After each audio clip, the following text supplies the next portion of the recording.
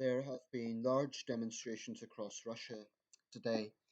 They're being described actually as the largest protests in Russia in 5 years.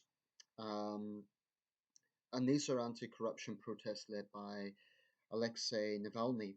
Now, a few days ago, Mr. Navalny was in Barnaul, a Siberian city, and he was attacked with a greenish blue liquid.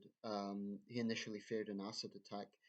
Luckily, that turned out to be just paint, but and he even made light of it and posting a photo because he thought it made him look like a superhero. But I can understand why he felt it might have been an acid attack. He said there was a burning sensation at first, and there's a very long track record in Russia under the Putin regime of dissidents being targeted in this way, and it's just been ruled that Navalny is now ineligible for the next presidential election, which I think is next year. I'm just going to read out a report from the New York Times and then talk a bit about my thoughts on this. Moscow. The Russian police arrested hundreds of people in a nationwide anti-corruption protests broke out on Sunday, including the opposition leader Alexei Navalny in Moscow, where thousands gathered for the biggest demonstration in 5 years against President Vladimir Putin. The protests in the capital took the form of a synchronized walk along a major shopping street to avoid a ban on unsanctioned stationary gatherings. It was one of 99 similar rallies in cities and towns across the country, from Vladivostok in the far east to Kaliningrad in the west, according to the organizer, Mr. Navalny's Anti-Corruption Foundation. All but 17 of these, the foundation said, have been declared illegal by the authorities. Now, surprise, surprise, Russia Today, the state broadcaster, hasn't made a single mention on this. They're leading on other stories, including the war in Yemen. That's not to say the war in Yemen isn't important. It is. It's a humanitarian crisis. But this is pretty typical of RT. RT never, ever covers dissent in Russia. And for the foolish people who think that they are fair and balanced, I mean, they have the pretty pathetic tagline, "We tell the stories that others don't," except you censor the stories you don't want people to hear, notably about criticism of the Putin regime. Um, those who defend Putin's regime tend to fall into firstly Russian ultranationals, which isn't really surprising, but also there are some, unfortunately, in the West, and it is both far left, and ironically populist right, i.e., Trumpkins, hardcore Trump supporters, and in the UK, frankly, some UKIP supporters have a dubious affection for Putin's Russia. Um, it tends to be people who are so consumed by their hatred of the EU, they've kind of put up blinders to just what sort of regime Putin is operating. Firstly, Putin may well be the wealthiest man in the world.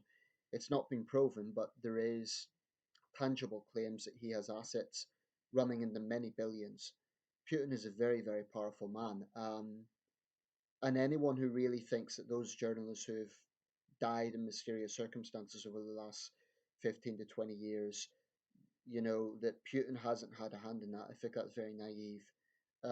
What usually happens is it's put down to gangsters, um, to organized crime, and in some cases that might well be what's happened. But the fact remains that under Putin's watch, press freedom in Russia has drastically eroded. RT is a disgrace to journalism as far as I'm concerned. I've been very outspoken in my views on RT. I think it's, well, I detest it, to be quite honest. Not because they are critical of Western governments, but because they are so ultranationalist in the way they go about things. If they were just criticizing the British and, well, I was going to say the American government, but under Trump, things might take an interesting twist. Um, but they're very, very critical of the British and French governments, and that would be fine, except that they never ever scrutinise the situation in Russia. So, as a source of neutral information, I mean, I've said it before. I don't think any big network is neutral. I'm not for a second suggesting the BBC and other networks are not biased, but at least I, I don't think you can accuse the BBC of being motivated by ultranationalism. It's motivated more by a bias to the political left in the UK. It's not a British ultranationalist mouthpiece. It's not. RT is. Um, so I posted on their Facebook page basically questioning why they weren't covering these anti-graft protests.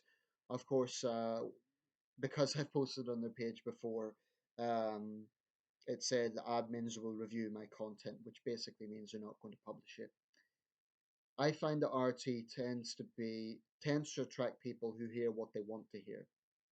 That is people who already just dislike Western governments for a range of reasons.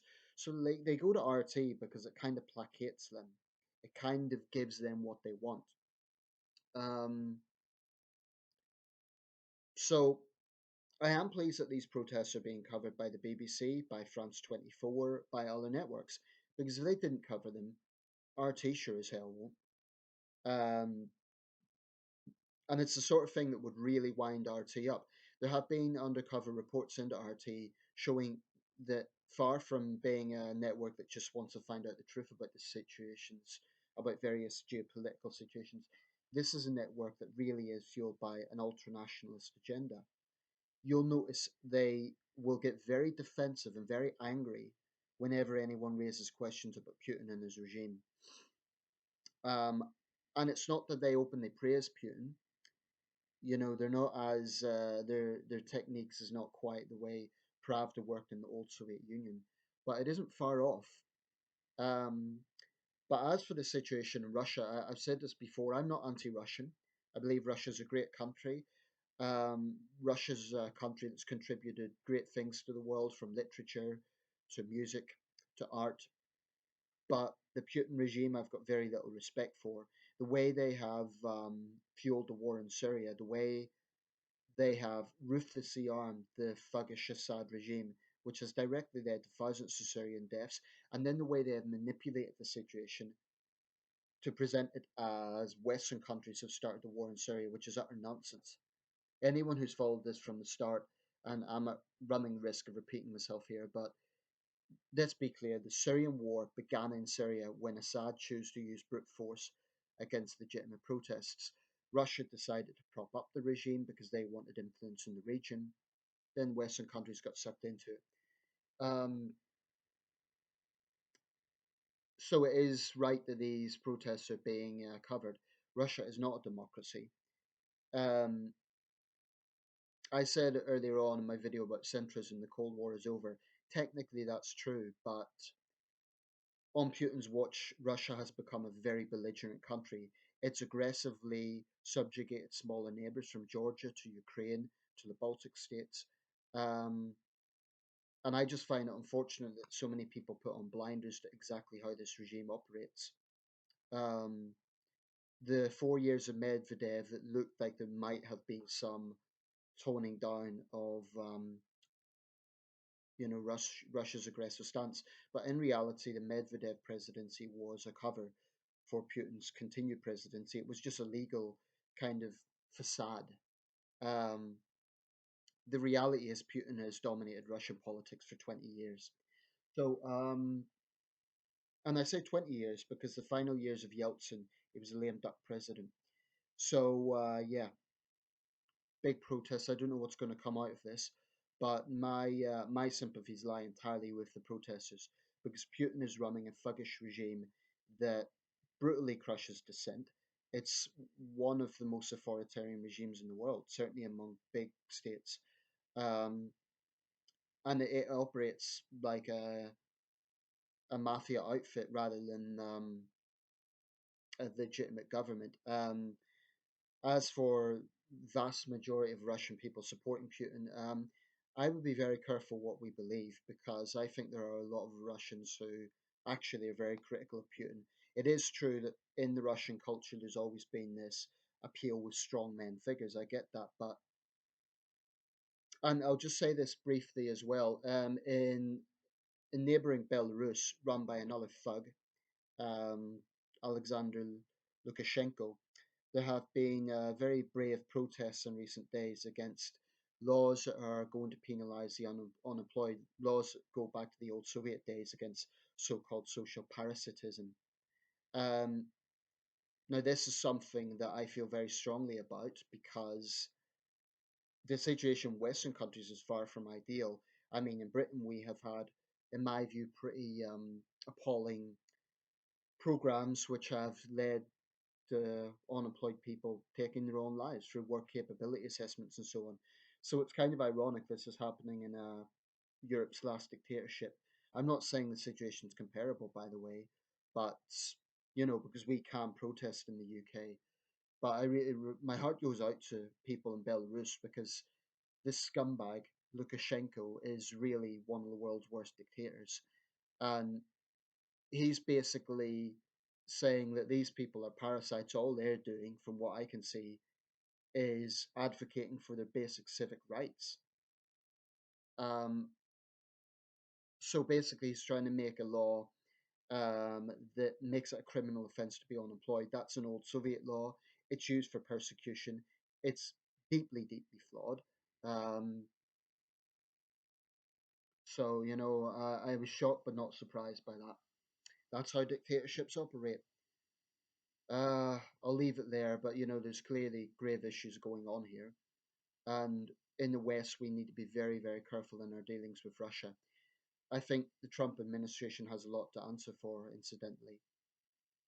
And I have to say, the behavior of President Trump in his first few months, I'm not talking necessarily about domestic policies, but his attitude to the rest of the world, accusing the British of spying on him, it's getting to the point of parody, really. And it isn't even a left wing, right wing issue, it's a Donald Trump versus reality issue. I'll leave it there.